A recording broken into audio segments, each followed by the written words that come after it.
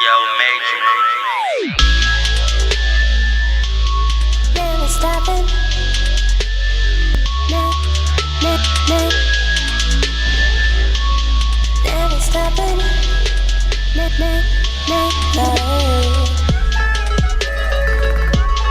Losing living.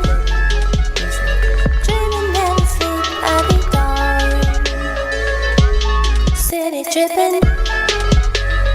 Catch me when I fall. Only if I do. This is too good. What can I do when I don't wanna lose this? Lose us, lose you. Good afternoon, everyone. I want to first and foremost introduce myself. My name is Jose Miguel Kubes.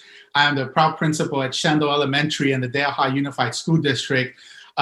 Big ups to the show's producers and the hosts for allowing us to have a little bit of a takeover here today. So for starters, I'm the principal at Schendel Elementary. It's an elementary school inside of the Delhi Unified School District, which is inside of Merced County.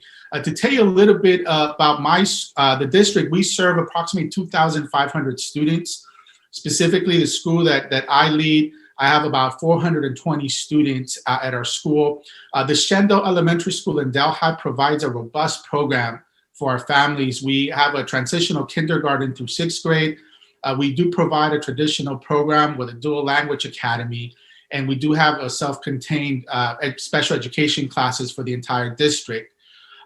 This is great. I appreciate that we've been allowed to come in and have some time to give voice to the Delhi community through the show. A little bit about us at my school: 85% of my students qualify for free and reduced meals.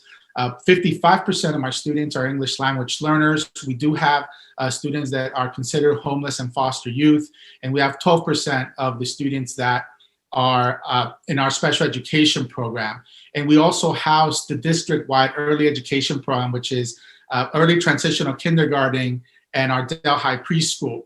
So why are we here today? Well, I got to tell you a little bit of a story. This is my first time, my first year as principal at Schendel Elementary.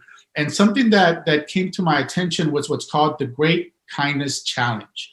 And the Great Kindness Challenge, for those of you that are interested in finding out more, it's actually, there's an organization that's called the greatkindnesschallenge.com. So you can visit their website to find out more information about them, thegreatkindnesschallenge.com. And what they do is they support schools to really focus on kindness and positivity across our state. And they select a week that they call it the Great Kindness Challenge Week, which this year was January 27th to the 31st. And what they ask is for schools to do things that focus on spreading joy and kindness throughout. So for us at Schendel Elementary, there was a bit of a challenge. Our school has participated in the Kindness Challenge throughout the years. But what was really difficult this year is, we're all living through a pandemic, which means that we don't have access to our own communities like we traditionally would. So when we started thinking at Schendel, what can we do to spread kindness and joy? We wanted to make sure, first of all, that we were real about the challenges that the pandemic has brought out. In other words, our kids can't just go out to the community to clean or to have that kind of impact. But we also knew that we wanted to do more than just a single act that would give us a photo op. We actually wanted to spark a movement. So what happened is I asked my teachers to activate the hearts and the minds of our students through writing. We gave our students the prompt that said, why does our world need kindness now more than ever? And students in their classes decided to either write a poem, a rap, or an essay where they expressed their thoughts on why we need kindness now more than ever.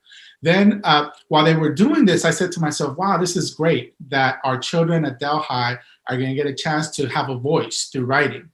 And then I remembered, through Mr. Murphy, Mr. Murphy, going back to our manual arts roots. Hi, I'm Camila Olivares, and I'm in 4th grade. We're always talking about the show. We need to stop all this hate. I'm just saying it's fake. So much of a voice. Listen for once to keep the virus, to keep safe. So I reached slow out down to the virus's pace. Could we do something? Don't be the world where you're separated because of color. Just be kind to them like they were your own mother. Work, that Just make this could be world right. recorded ahead of Take time. a The look at teachers all the thought was fright. representative of Give the grade people levels. food. But Just then do we also good. had some students that we thought were Donate money to representative of our homeless student shelters. body, and they're going to be Just be actually a sharing very their good work live helper. today. When you So spread we're going to go kindness ahead and get out, started with our you stop all the pre-recorded students. Once again, these were Teach kindness students by doing a that good wrote their act. work, and the Honestly, teachers went that ahead is and just a selected fact. them by grade level. People are As having struggling. Just imagine if you were works them. that they did. Just help them And the grow students like a are stem. Camila Olivares in What fourth would grade, you Jaden do Miranda if they in helped first grade, you? Diego It's better Ochoa to in give third a grade, hand or and Joel two. Munoz, who's part This of our world School of is in Language danger with Academy, racism in and the third virus. grade. He wrote It his doesn't need work to all be in Spanish. me helping So that in being the said, we'd world. like to go ahead and share the recorded works of these students that activated their hearts and their minds through writing.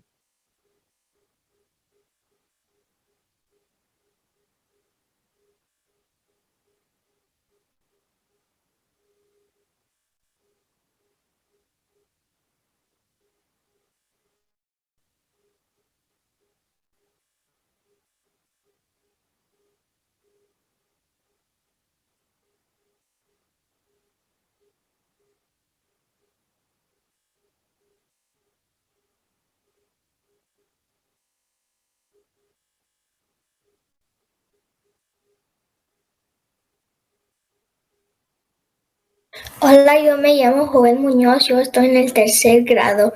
En los tiempos en los que estamos viviendo hoy en día, nuestro mundo necesita mucho más amor y mucho más alegría. Estamos pasando por una etapa muy difícil. Mucha gente se está enfermando del COVID-19. Muchos de nuestros seres queridos se están muriendo de esta enfermedad. Muchos negocios están cerrando porque el gobierno quiere que cierren sus puertas para tratar de parar la pandemia. Esto quiere decir que muchos papás no pueden trabajar y no pueden traer comida a la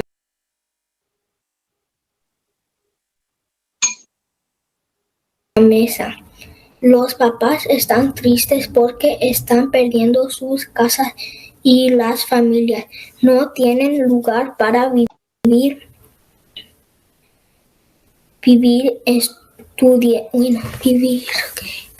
Estos tiempos es muy difícil para los niños porque no pueden ir a la escuela, se tienen que quedar en la casa estudiando por la computadora y a veces es muy difícil. Muchos niños tienen 2 trabajos, ir a la escuela y cuidar a sus hermanitos porque sus papás están trabajando.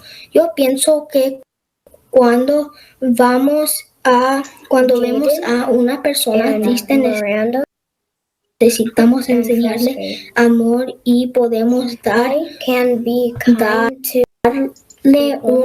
un abrazo.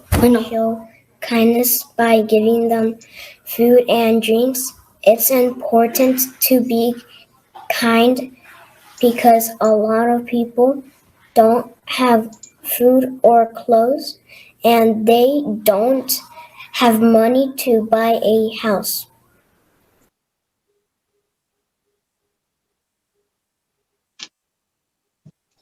Jaden and Miranda and first grade.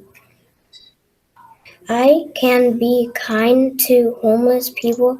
I show kindness by giving them food and drinks. It's important to be kind because a lot of people don't have food or clothes and they don't have money to buy a house.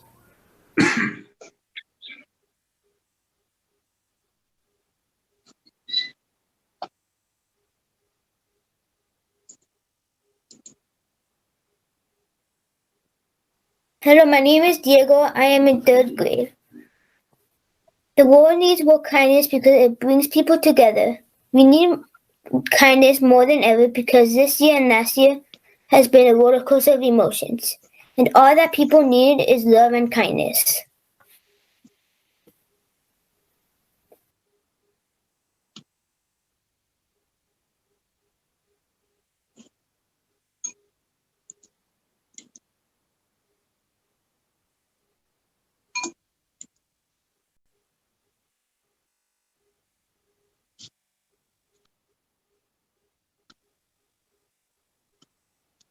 Okay, we're having technical difficulties with Camellias, so I'm gonna get that right here as the engineer. We'll be playing that before the show is over for Camellia Oliveras. But for now, I'm gonna transition the show back to our host, and then we'll get hers on here in just a second. I thank you guys for your patience.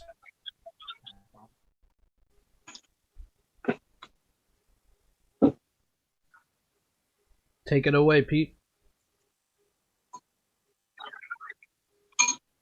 Yeah, what's going on? Another week back with Hood Humor, HH Radio.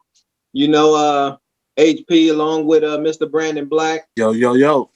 We got Mr. Kubes and some kids from his school. They had a little contest going on, you know. But before we get into that, you know, Mr. Black, how was your week, man? How's everything going? So far, so good, man. Like I was telling my buddy the other day, as long as I'm here on this earth, man, it's a good day. It's a good week. I can't complain, man. It's a good day. It's a good week. You got that right.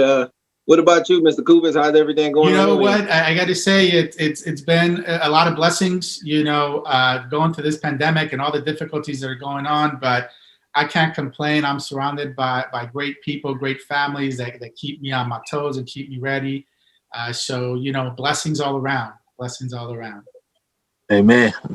Hey, amen to that. Amen to that. Well, we're not gonna hold you up. We're just happy that we could be a part of this contest you guys have. You know, music is a part of everything we do, or everywhere we go, something has to do with music. You hear music, somebody's making music. So we hope this enlightens the kids on maybe pursuing something with music, you know, or a hobby. But we'll turn it over to you, Mr. Kubes. Go ahead and you know, let everybody know what's going on.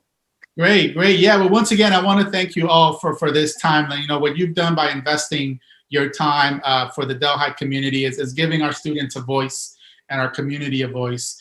And as I mentioned before, the students are going to present their work today, either wrote a poem or an essay, but they used the writing art form to really inspire and activate the hearts and the minds of our community in regards to kindness and joy. And before we get started, you know, I want to just first and foremost dedicate this process to the students, the parents at the Delhi community in Merced County. I got to tell you that this is a tough time with the pandemic, but the families there are always working so hard and they care so much about what's happening to them that it's actually overwhelming for me to be so lucky to be embedded within a community. Hi, I'm Camila Olivares and I'm in 4th grade. One second, Principal. I want to play this for our listeners. Because while we have it, it looks like it's working. Pardon me with this computer. My computer's probably not the best. It works. Beautiful. So yeah, I want to make sure Miss Camellia can show her a beautiful poem too, because I loved it. All right, so maybe it's just how slow it's buffering, but it looks like it's playing. Hi, I'm Camila Olivares and I'm in 4th grade. Come on.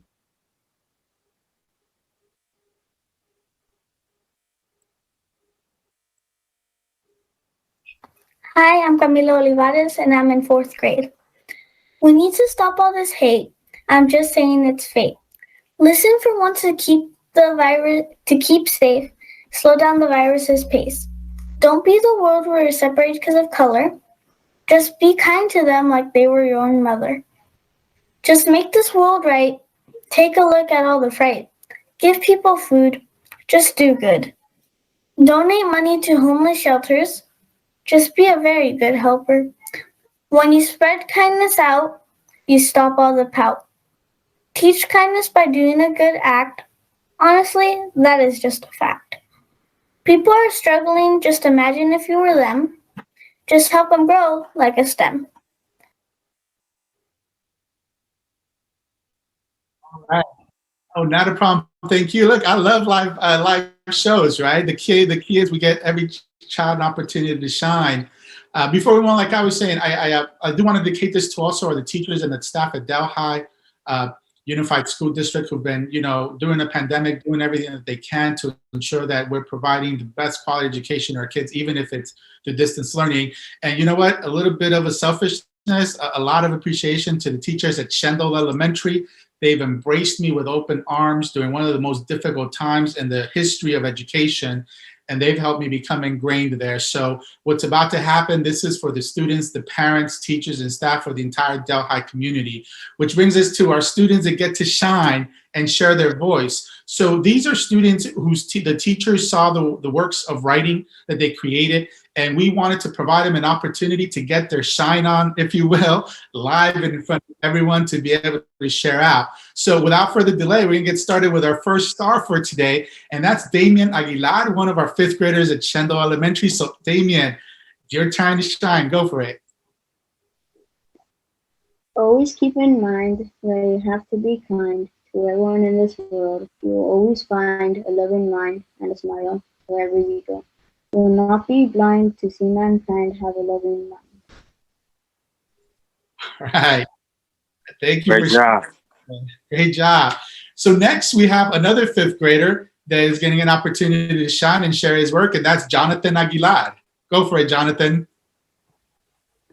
Be kind. Kindness is the most important tool to spread kindness, especially during hard times like a pandemic. Be kind. Say kind words. Please and thank you makes a difference to the world. Be kind. Do different acts of kindness. Wash your hands, wear a mask, keep your distance, and stay home whenever you can. Be kind. Together, everything is possible. Kindness matters. All right, I love it. Great job. And last but not least, we have Alyssa Peña, who's one of our 6th graders. This is exciting because Alyssa represents, she's been through our school, through the other grades, and she's moving on to middle school real soon. So want to give it away to Alyssa Peña. Go ahead and share out.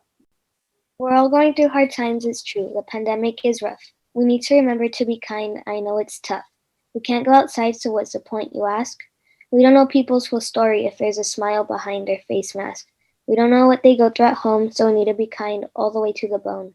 We need to be kind now more than ever. Some people really need the support. What does it cost you to be at least a little kind to those in need? Be kind, it's very important. Give people motivation. We're humans after all.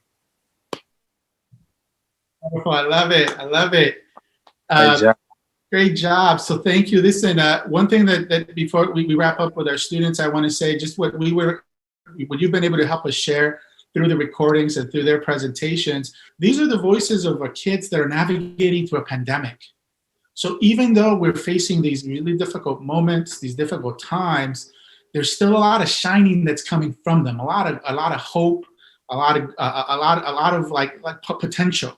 And for me, it's overwhelming, right, to see and to hear these voices. So I want to thank you all for giving us this space. Once again, all of our students, thank you for participating in this. You are representative of the best in Delhi, and I want you to always remember this day as you walk away from it, during one of the most difficult times in the history that we've experienced. You were able to shine. You were able to activate hope and joy with everyone. So I want to thank you for being part of it. Thank you all for giving them this opportunity. Nothing like giving kids in our community's voice. So thank you, everyone. Okay, now, goodbye. All right, good job, everyone. Thank you. Thank you.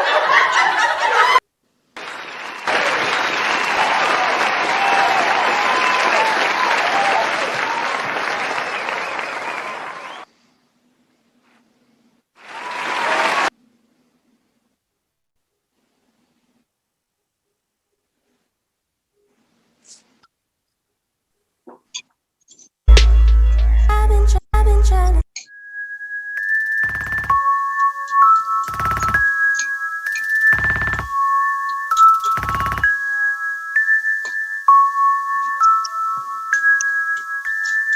Yo, Major. never stop I it. have one more student that's going to log out. Never stop it.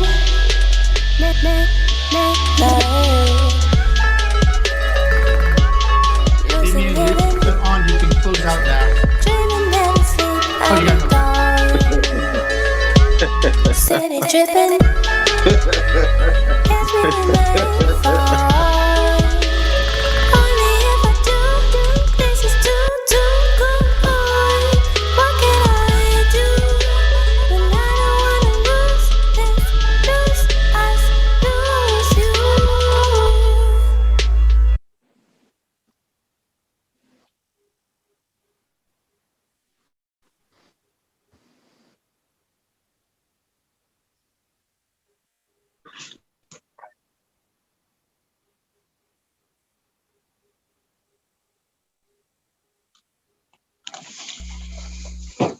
Welcome back to episode 8 of the Hood Humor Podcast, featuring the beautiful kids and principal of Schendel Elementary.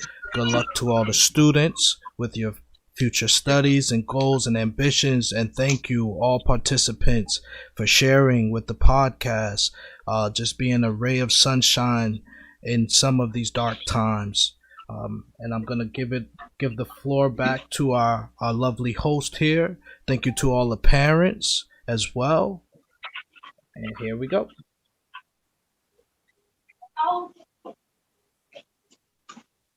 Oh man. Hey, that was cool, man. That was something different. You know, you see a lot of stuff going on in schools with different contests, but that was something different. I think the kids like that. They're gonna always remember something like that. Yeah, I gotta tell you, they were you know, so thank you. Yeah, that was dope. It took me back to when I was younger and I used to write poetry and stuff like that. I feel like we need to put more emphasis on encouraging kids to partake in the arts and not just trying to be YouTubers. No offense, but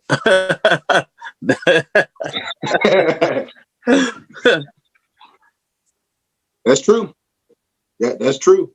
I mean, it's sad nowadays. You know, we used to get threatened by our parents saying, look, you're going to have to stay in the house. No, we want to go outside. Now you tell your kids, I'm going to make you go outside. It's like, no. Like, come on. But yeah. I mean, but hey, to each his own, man. Another week down, like you say, Pro Bowl was the day, you know. Super Bowl coming up next week. I'm not a Tom Brady fan, but I'm rolling with Tom Brady. You guys, as Lakers beat my Celtics, I'm still a little sad about that. Go Lakers. That's right. Hey, the I fact don't know that what you brought happened, up, man. I don't know what happened. What's the Super Bowl? I had asked a friend of mine. I was like, "Yo, so do you think all those championships that the Patriots won, was it really Brady? Because I've been a Brady hater for a long time. I'm like, was it actually him that did it?" I would say if he wins in Tampa Bay, yes, it was him. What about you, Mr. Kubes? You being a diehard Raider fan, what do you think about that? After what Tom Brady did to the Raiders in that snowy game, remember? That tuck rule, I know. That's the thing. I always go back to the tuck rule. I can't, you know, and his like Raider fan, his Raider family, right? I don't know. Like his last game, he didn't look great. You know, he did not look great. He just got a good team on him. We'll see. I don't see him taking KC.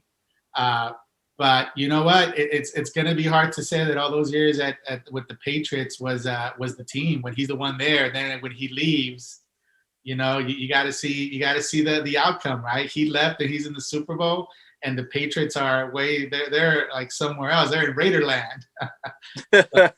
You know, but I'm not rooting for him. I respect him, but that's kind of like, you know, someone when they harm your family, it just takes time. And that tuck rule, I still remember.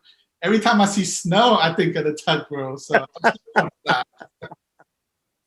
yeah, that definitely should have been a Raiders championship that year for sure. I wholeheartedly agree, and I agree with you too. I just can't root for him. It's not in me. Like, I don't think they got enough firepower for KC either, though. Mm-hmm. I think Mahomes is gonna take it again. He might.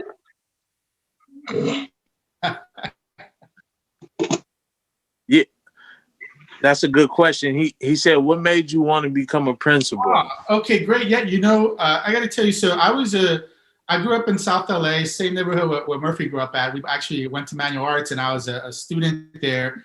I became a teacher there at Manual Arts High School, and you know, it was just interesting. When I was a teacher, I just felt that I was helping the kids in my class, but I wanted to help more. So I said, okay, let me become a coordinator. And then I became a coordinator to help more kids. And I was running intervention programs essentially for ninth graders that had already dropped out from school and trying to do some credit recovery. And I just felt like I was helping maybe about 100 kids a year, but that just didn't feel like it was enough. So what was the next thing? Be an assistant principal. And I was an assistant principal at Manual Arts during the times that Murphy was a student around there. So it shows you how old I am, right? They don't get it twisted. I was a student when he was teaching there. But yeah, you know, it was a calling. Every time I wanted to do more, I felt that I could do more, and that you know, when you look at the system that's keeping you from changing kids' lives, you want to do more with it, and that's what led me to be a principal, so that I can impact, you know, what teachers and other staff members do. So really, it's just about trying to get, you know, essentially black and brown kids an opportunity to what we call the American dream. So I just felt that as a principal is where I could have an impact. To be able to really just help the communities, because I made it out and it was just sheer luck. I was not the smartest kid. I was not gifted. I made it out because I had teachers and people around me that were supporting me, but I was lucky. And for me, it's like, I want to make it so that kids that make it out of our neighborhoods, that's the norm, not based on luck, but based on norm. Because I was one of those kids that drove teachers crazy. And I still made it out, and it was out of luck. So that's what drives me. So now that's what I'm looking to do as a principal, to try to do that. Who knows? Maybe there's a calling to be able to do more than just a principal. But for now, it is the principal shoes that fit. How has the pandemic and teaching from a distance, how has that affected your career as a principal thus far? Yeah, you know, it was rough. It was hard. I started off in LA, so I just recently came up here to Delhi in Merced County, and I was a principal in Merced when the pandemic first hit. And the part that was really rough was when we had to close our schools. Really, like, because you close your schools, you're not just only closing learning, you're also closing a second home that our kids have. And for many of our kids, school is where they get that meal that matters, is where they get that interaction with their peers, with adults. And we had to kind of close that off for a bit. So that made it really hard. And then really beginning to also balance the impact that it's having on adults. Because teachers didn't go into teaching, so they could be in their little room, you know, doing it at the same time. And they didn't go into teaching so they could also educate their kids while they're trying to educate the students. So it was really hard at first trying to figure out what to prioritize in regards to everything that needed to be done. And one thing that, you know, it just made it so clear, right, how important schools are to kids. And that was a big impact. And at least at first there were conversations through our, you know, through legislation and our city officials about the importance of schools. So it was refreshing to kind of hear that. But at first it was crazy. It was just really, really crazy.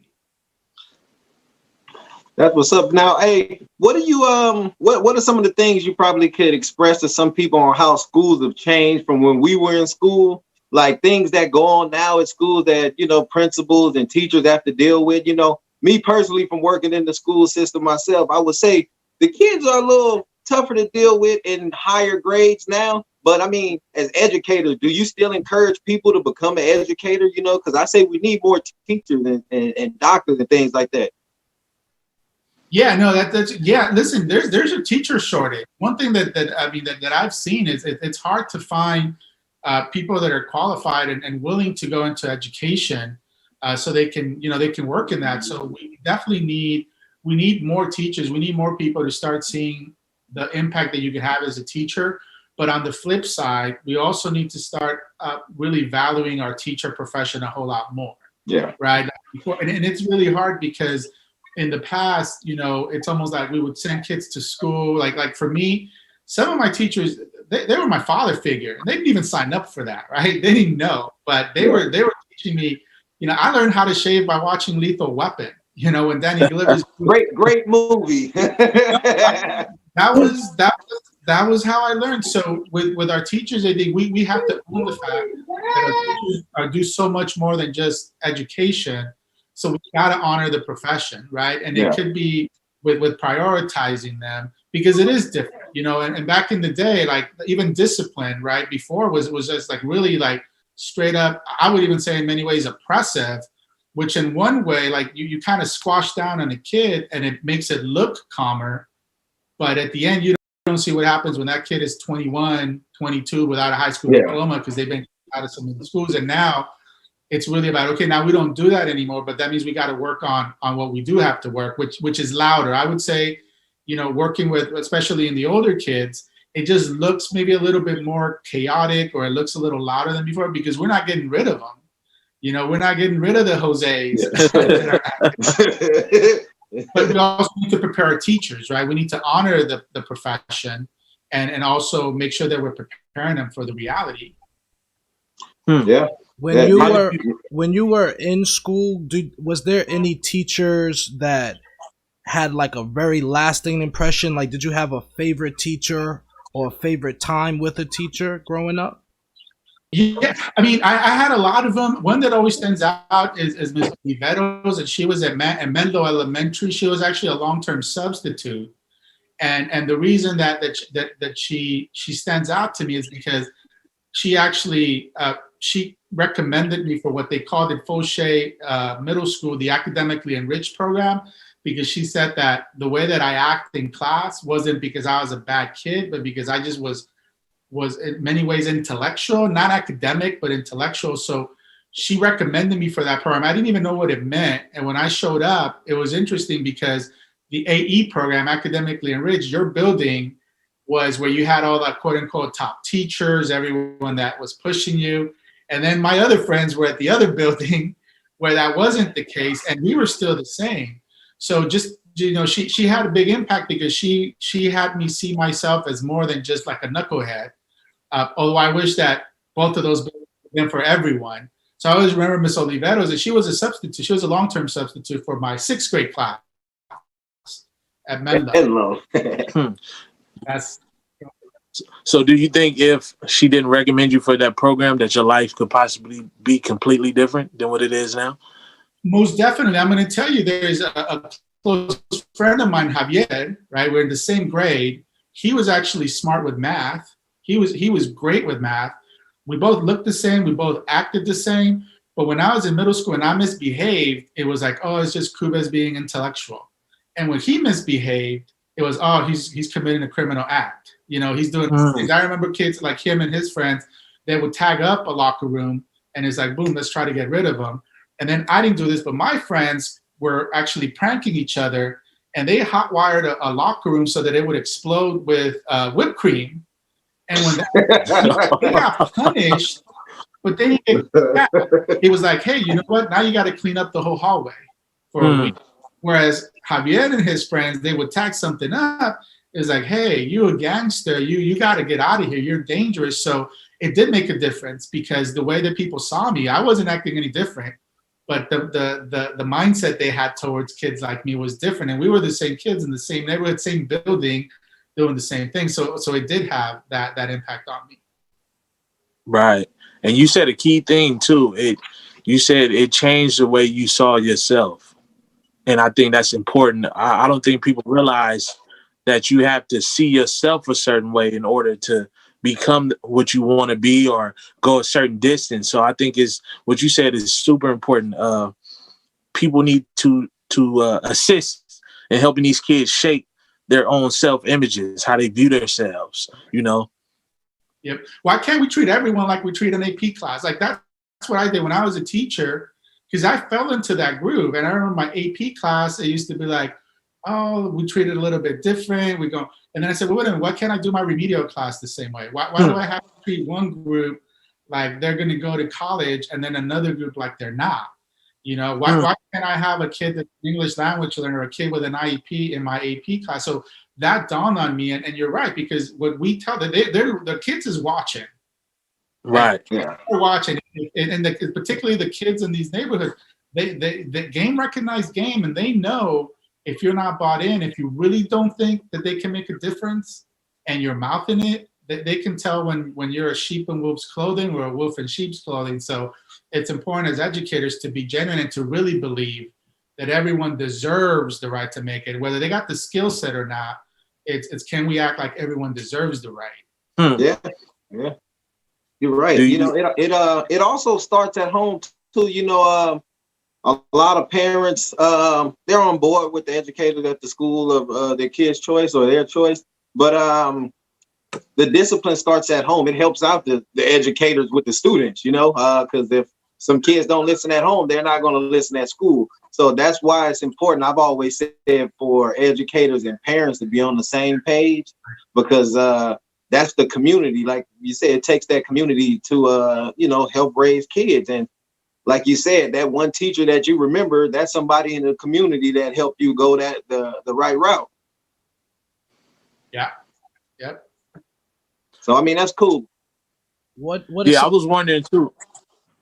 Not to cut you off, I'm sorry. You're good, Brandon. I was wondering how are you able to still fulfill the daily duties of a principal from Zoom and at additions? How does that work now? Yeah, it's hard, right? Like at first it was a different kind of hard because you still have to navigate all these things, right? All these different systems and things, attendance and visiting classrooms and holding PD and all that. So it was a different lift.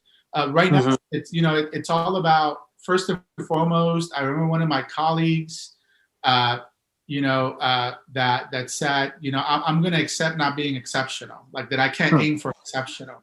Andrew Vega, shout out to Andrew Vega over at Alliance. But he said that you just had to admit you can't do everything great. As a principal, you're pushing yourself, that you can't cut any corners or anything. So that part was hard, and also the big thing is like when I'm visiting classrooms, like I want to push teachers to be better at what they do. But when I'm into a room, I also gotta I can't have that same mentality because they're doing it differently, right? If I see a teacher make a bit of a mistake, it's more like, okay, how do we fix it together? Whereas before it's like you still want to coach them, but now it's more about fixing it up because it's just crazy. So even now, right? Like right now, I go to my school site to work there, although everyone's gone. And I'm there, and it's crazy because I have parents coming in. I have all these different things. So I'm doing all these different jobs, but that's my role to make sure that everyone is getting smooth. But I tell you, I just can't wait for us to be able to get back with some kids, I bet, man. So how is this pandemic going to dictate how a lot of schools, maybe your school, handles things in the future? Like, say when schools do open up where kids are allowed to come back, will distance learning still be offered to some parents who are not comfortable with their kids coming back? How's that going to work? Yeah, no, distance learning is going to become part of the norm. So essentially right now, even when we get to the beginning of the school, I feel that parents are going to have options. Even once we get the vaccine and everything going out, I think that parents are still going to be given an option if they don't feel fully comfortable yet. So what teachers have learned right now in teaching through Zoom and through Google is just a new infrastructure that we're just going to have to own and keep it as part of the norm. So which is exciting because in the past, if you had a kid that was going through something difficult, a medical condition, or they were going through depression or something, they stayed home and that was it. Now there's an option where they could stay at home and still learn while they're navigating through that. So this is something that I see as staying as part of it. What it's going to look like will probably depend on district to district and school to school. But we have options now. Like I worked, when Mr. Murphy was in one of my schools, and how difficult things are. And there were some people that just couldn't be at school. They just had a high level of trauma and anxiety. Whereas now, if we have an opportunity for them to participate through distance learning, it'll help. So it's definitely an infrastructure that we're going to have to keep on using. Now, speaking of that, like I know a part of the hiring process for the adults at the schools is like TB testing is required. Now, for the new employees that may be hired at school, do you think the districts may make it mandatory where they have to be vaccinated in order to be employed? That's a great question. I think that's going to come down through legislation. I think we're going to have to get some guidance through legislation about that because we are going to have some adults, right? There are some concerns with vaccination, and not everyone's going to be vaccinated. The same thing with students, right? I feel that we're going to have to wait on guidance from legislation to see if they actually do something that's a federal guidance or mandate, or if they leave it on the states and then districts to roll out. So I don't know, right? I don't know which way that'll go, but I'm sure I know for sure we're going to get some kind of guidance on that. Okay, yeah, that's pretty interesting because a lot of people are wondering, are we going to be forced to have to take this if we work in education? Because some some students have to have vaccines before being enrolled, So Right.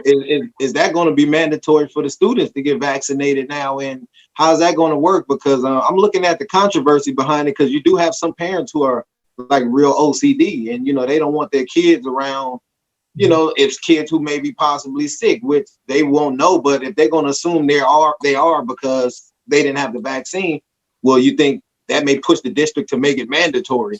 Right. Yeah, the only thing, the good thing is the science shows that, like, I think the priority is in vaccinating our adults, because the science does show that as far as like, at least with the little kids, that there isn't a large amount of outbreaks or spreads that happens with the little ones. So as long as adults are vaccinated, I think that helps.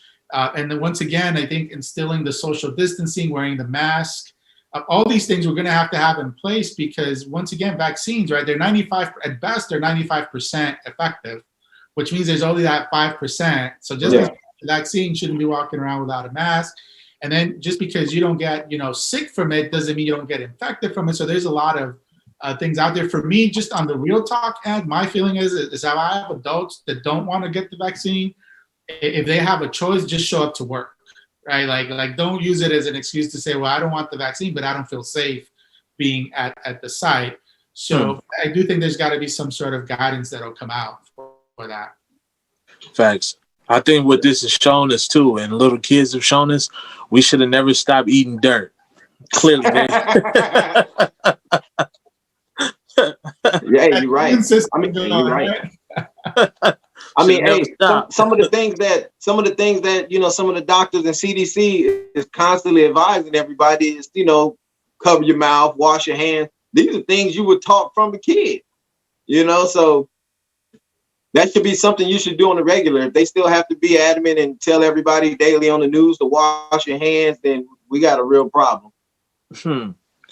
Outside of the vaccine, do you think when kids come back to school, masks are going to be mandatory as far as just wearing them while you're sitting in class? You think that's something that may be in effect? Yeah, so I think for sure when we start off, I mean, like, I'm just thinking that we look at the timeline.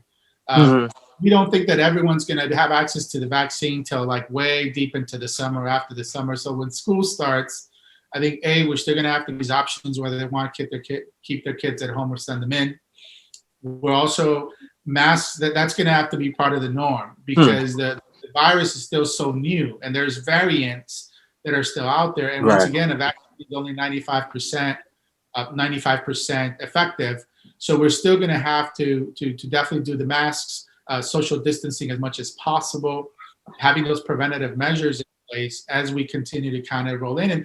And this may just be something that should be part of our norm, because if we could go on a Wayback Machine when this all started, if we could have just not politicized it, if it had just been like masks, hands, and distance, it wouldn't have gotten this bad.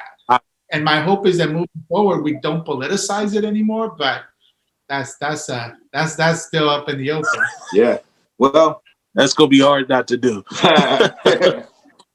You're right. Hey, with all this being said, to all educators who may be watching, certified, show love to your janitors at your school, because now the janitors have extra work to do. Trust me, I know I started from the bottom as a janitor before, and it's things that we deal with you wouldn't imagine. So especially now, it's going to be up to school janitors, custodians, and children's safety really is important at school. But for the janitors specifically, they have extra work now, sanitizing, spraying down more, stuff like that. So when you see these custodians at work, give them a bottle of water. Don't tell them they forgot to pick up a piece of trash. It's called the custodian effect. You can do, out of 100 things a teacher can tell you to do in the class, you can do 99 of them right. That one piece of paper you left, they're going to say, you forgot that.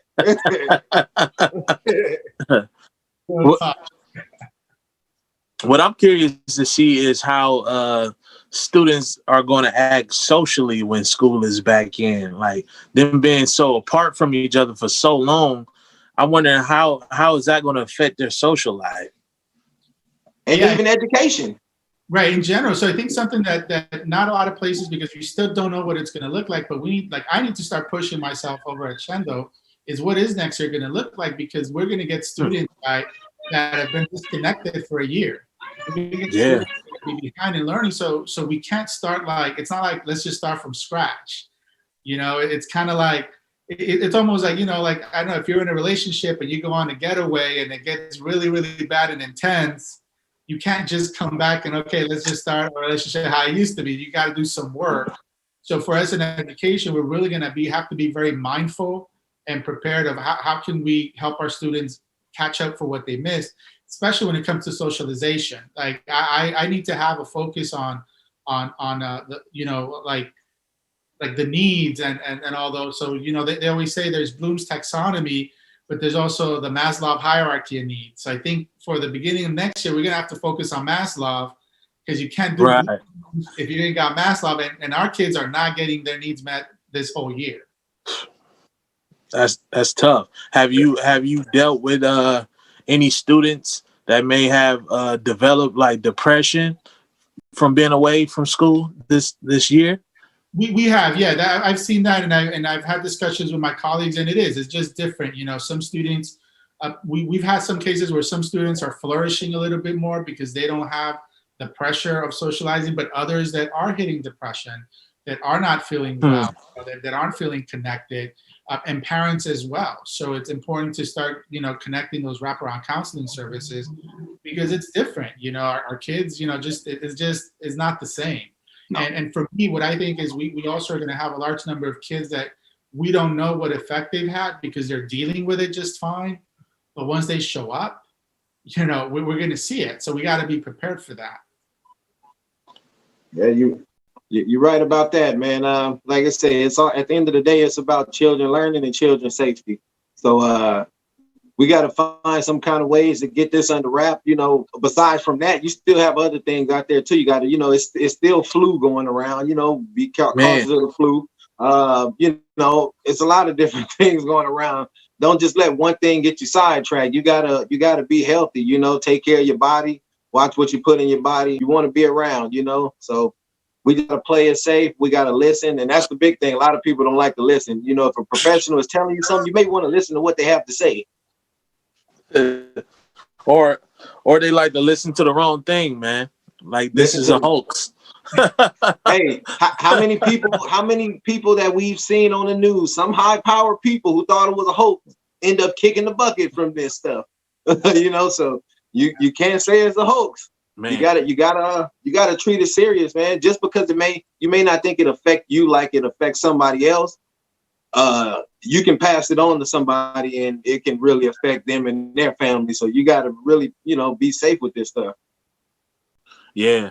I think in the beginning, even myself, I'm guilty of this. I think in the beginning, like people took it serious, but not so much because we didn't really know anybody that had it. Now I feel like it got to a point where we all know somebody or know somebody that knows somebody that had it, you know what I mean? To where it's like, okay, this is really real. Wow.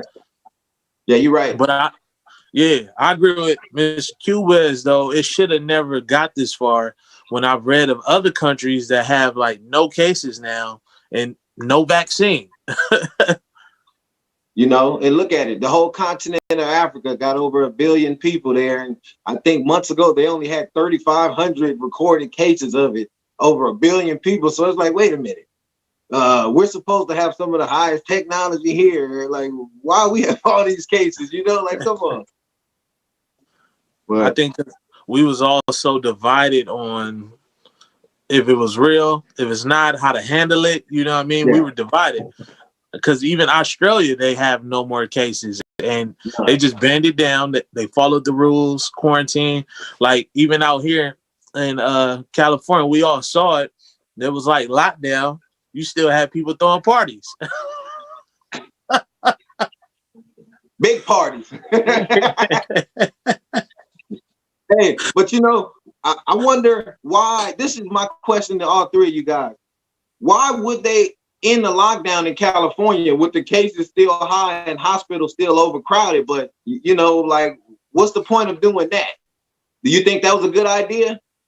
The lockdown or removing it? Them lifting the California lockdown. Yeah, see, I think that's where unfortunately, it's political. Like, it all got politicized. So right now, there's just a lot of pressures, right, from people that want to push politicians, to do that. Like I myself, I think it was a bit too soon. I think we needed to wait a little longer. I think we we should have focused on schools. Like, what can we do to get schools opening up? Because once you get schools opening up, then that opens the possibility for folks to go to work. Yeah. Is we taken care of. But the political piece puts pressure on it, right? And not having like a federal response. It was all on the states. It was all over the place. So I think at this point, some decisions have to be made on what is gonna appease the political tsunami that keeps up, instead of just based on common sense. Because if you think about it, even from the very beginning, if everybody would be on the same page, okay, let's keep our older folks locked in, right? If you're 65, 50 or older, we're going to ask you to shelter in place, and then we'll start working on that means businesses don't have to close, but if you have your business open, masks, washing, all these sorts of things, and then it wouldn't have gone as crazy as it did.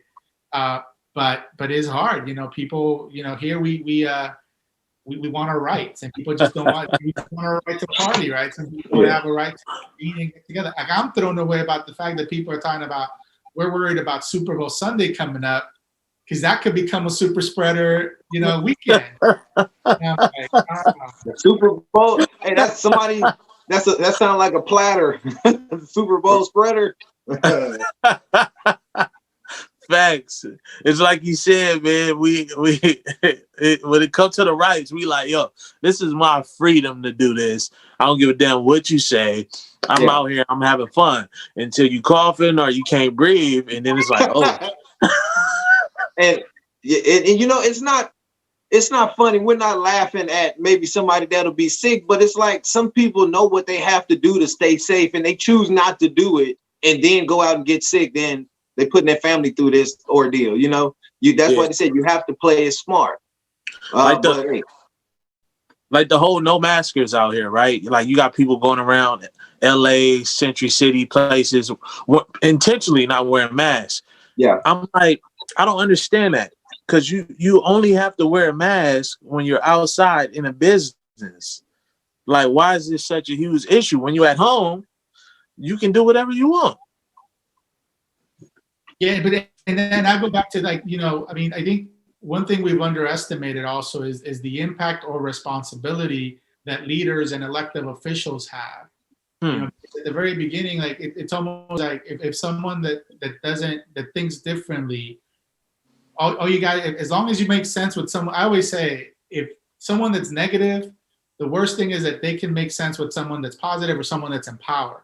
And when we had leaders that were essentially opposing using masks and opposing these things, we forget that we are inspired by our leaders, and we are guided by our leaders for the most part. And as leaders, we have to understand that we are a model. All of us are models. Yeah. And that's where I think that this got difficult. Unfortunately, there wasn't a cohesiveness with leadership throughout that said, look, I don't like it, but I'm going to do it. And that's all it takes. That's all it takes for elected officials to say, okay, bag it, I'm going to do it. And we just don't have that. Yeah, that's true. Kubes for governor. All right.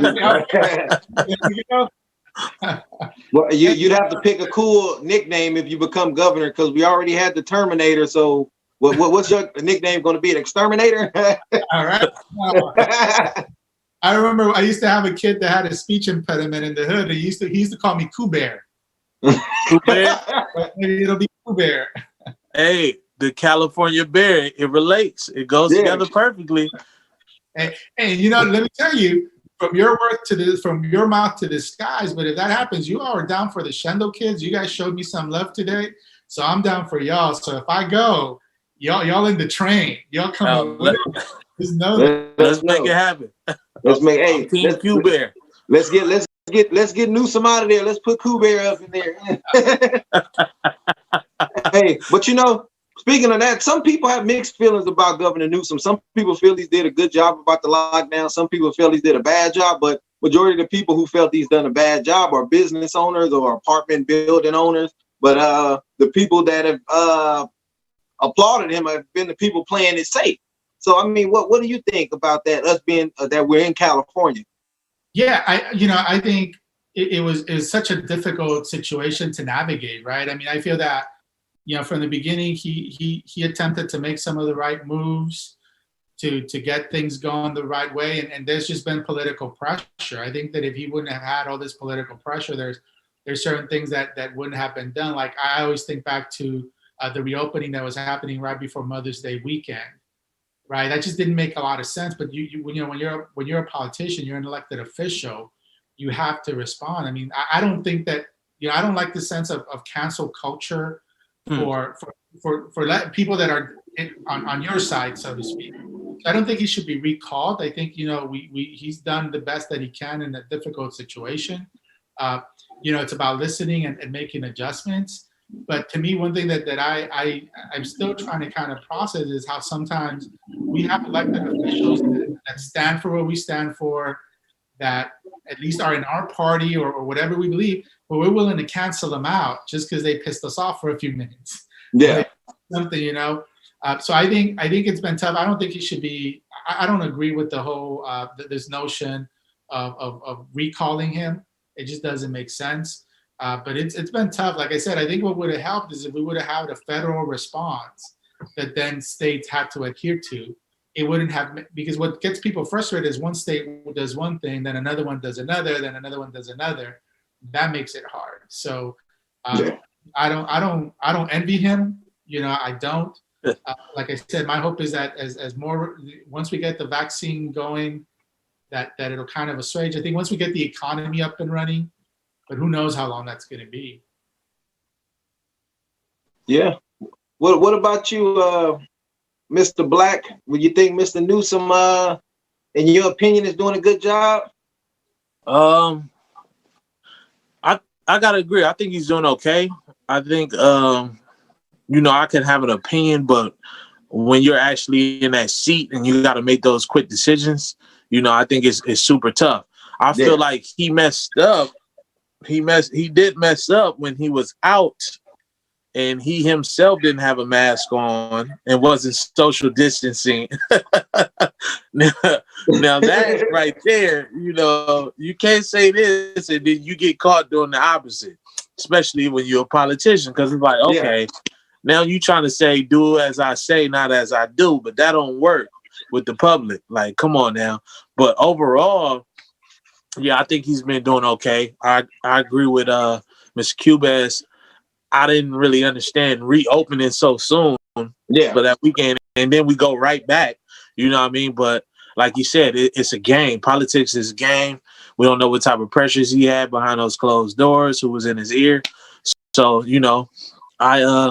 I'm willing to ride it out with him, and we see what happened. It could have been worse if we still had like Arnold or somebody in there. Ain't no telling what he would have done. Man. Man, it's crazy. That's like, I was reaching out to some people like my boy American Foreign here, like down south.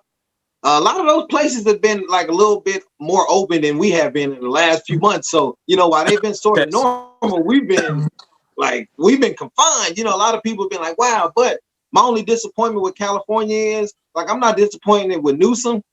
I'm more disappointed that California is like one of the largest economies in the world. The money that California generates. California had enough money to send out stimulus checks to all tax-paying California residents without needing the national government, So my thing is, it's like you could have brought aid to Californians faster than what happened. And then the aid that they brought, like in LA County, you could get certain things, but you had to make a certain amount of money. Basically, you had to be broke to get the aid. It's like, wait a minute, everybody needs the help right now.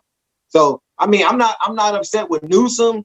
I'm upset with the fact that California could have provided aid to more than just a lower class of poor people. Then, damn it, everybody needed it. Even rich people feeling the hurt in California. But hey, we got to keep pushing, like you say. Maybe he had to make that. He started hearing those lawsuits being thrown at him. We got to open this stuff back up. Straight up, man. On a lighter note, did y'all hear about Subway being sued for possibly not serving real tuna in their tuna sandwiches? Hey, can I get in on that class action? Because I mean, I'm a 1 or 2 Subway sandwich a week type dude, I'm afraid to ask what they aren't putting on there that smells and tastes like tuna. Me too, because I had an actual tuna sandwich from there Wednesday, and I was like, "Wait, what?" But it's crazy. You remember a long time ago, Mickey D's was accused of the meat being the same way. You add water to the flour or to the powder, and it makes a burger patty. So you got to look at it like this too. I watch Wicked Tuna. You know how expensive it is for tuna right now. So Subway's like, listen, we're gonna have to, go through the back door real quick on some slide stuff. We're gonna get this mackerel, and we're gonna call it tuna. Bring that shelter truck back here. Bring that animal shelter truck to the back. Hey, oh man. Okay. Yeah, man. We here, man. But hey, B, man, you got any questions for Kubes before we get up out of here, man? We rarely have educators on board, especially principals, so we like for people to really hear from, you guys' point of view, because a lot of people look at people who work in school district as like, okay, they only see things one way, but people need to see it from an educator's point of view. Yeah, the question I have come to mind is just one from his personal feelings. What are you hopeful for and look forward to for the upcoming school year, for let's say next August or September, whenever the new school year starts? Right. Yeah. No, I'm looking forward to a world where we have students coming to school and where we have adults that are prepared for what that means. And that means, attending to the social emotional needs and ensuring, it should just be a lot of love. Like it should be like a welcoming, I look forward to parents appreciating their educators a whole lot more. And I look forward to educators appreciating their kids and us being ready for the challenge, because it's like, Sonia Renee, there's this poet, she said, normal never was. So that's not that we're going back to normal. We shouldn't be going back to normal, because normal wasn't really good for our kids anyways.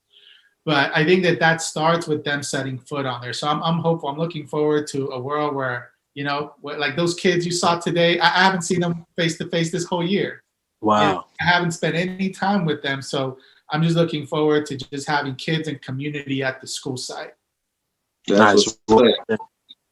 Hey, what about you, Jay, man? You got any questions for Mr. Kubes? I know the school scene may be different on that coast. Maybe you have some questions from a California educator? I'm more so just very impressed with his demeanor. I wish my principal was like him. My principal was nothing like Mr. Kubes. So I know I'm so proud of those kids. I really liked those poems, man. Good job. They have a good head on their shoulders, and I think the kids usually respond to their surroundings. So they're well taken care of with the faculty that they have around them. I'm very proud of that, and thank you, sir, for allowing us to broadcast for you. Now, listen, I appreciate y'all providing this forum that you all created, right? Like, this is a forum that's been created by men of color to give themselves a voice and to give others a voice. So what you do here is so important. And I appreciate that you invested some of the time for my kids to kind of shine and have the voice. So I want you to know, for life, anything you need from me, just let me know. For your show or for whatever it is, you got someone on your side, because you made my kids smile. And for me, that's life. So we down. That's dope. And I will say this, I know a few parents, so I want you and the other educators to know you guys are more appreciated, because these parents can't wait for those doors to open back up. The enrollment numbers are going to be up. You're going to.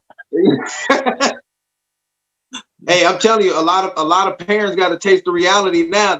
Their patience got tested. Like, oh wow, this is what these teachers got to deal with. Oh no. Facts. I heard that firsthand. Like, man, we couldn't wait for them to go back to school. I got a buddy in Texas. A lot of his kids, they're back in school out there already. But yeah, teachers and principals, educators, you guys are appreciated a whole lot more. A whole lot more. Yeah, man. But like I say, this was Hood humor. You know, we came back with another week. Did something for the kids. It's all about the kids, man. We got to grow. It's all about bridging the gap. You know, it ain't no color lines here, man. We don't care who you are, what you are. You show respect, we show respect. It's all about love. You know, I'm HP. That's Mr. Black, Brandon Black, and then Mr. Kubes. You know, Mr. Black is a comedian. You know, whenever you need some stuff done up there goes your comedian right there. You know, that's we're gonna do. Hey, from now on, let's get rid of Mr. Kubes. It's just Kubes, right? Kubes. There we go. Yeah. Let's hip him up. It's JK. Yeah, right? But nothing. I'm looking forward to it. I'm inspired by this. Maybe there's ways that we can collaborate further and do other things. I mean, it's like I said, I'm inspired by you all. You created a forum to have voice and humor, but it's also real talk, and you're educating the community. So, damn, that's powerful, and I'm glad I'm part of it. So I'm looking forward to further collaboration. Yeah, we appreciate it. You know, we appreciate it. So you, Mr. Black, you want to take us out? Man, I appreciate everybody tuning in. The Hood Humor Radio, another episode. We got Kubes here, Honey P, myself. This was a wonderful episode. Got to hear some powerful words from some great kids, and very informative for myself. I don't have kids, so I got to understand a little more what's going on with the school system. So appreciate you, Kubes, for coming on the show, man. Everybody tuning in, and we hope y'all come back for another episode of Hood Humor. All right.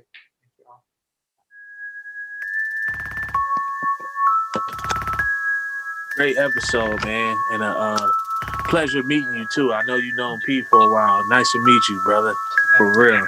And like I said, man, I'm down. Anything we got to do, like if you got questions about education or you know something that you're getting wrong with the school, you can tell me. I got my boy, he's the principal. He can answer your question. For sure. I say that all the time. Sometimes parents, they get hungry. Yeah, definitely.